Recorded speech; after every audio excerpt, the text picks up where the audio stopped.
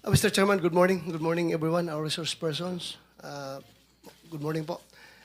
I just would like to quote the very famous impression made by our majority leader, Senator Joel Villanueva, that according to him, na kung itong ating flood control funds, no, pondo na dedicated to flood control, divided by the number of days in 1 year, which is 365 days, it will amount to 1 billion pesos per day government expenditure dedicated to flood control projects only.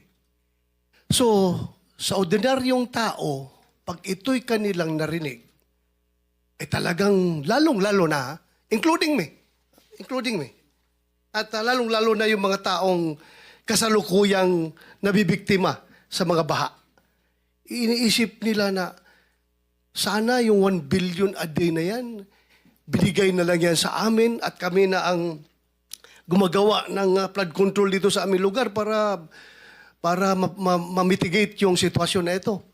But anyway, we are not entirely blaming everything to the projects. We have a plethora of reasons bakit nangyayari ito. Meron tayong climate change, meron tayong sinasabing yung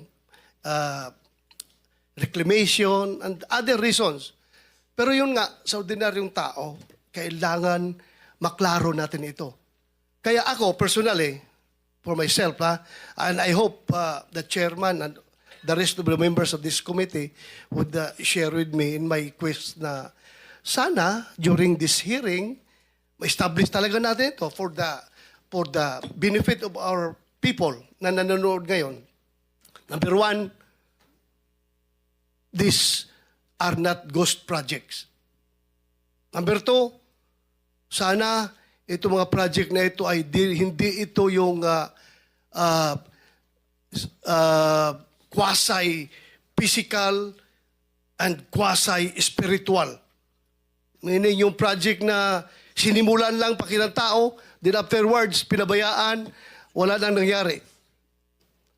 At kung number three, kung ito ay talagang ang estado nito mga proyekto na ito ay fully implemented, physically implemented, did it serve its purpose? Bakit patuloy pa rin yung baha? So, yun po mga Mr. Chairman, ang gusto nating malaman today, and I hope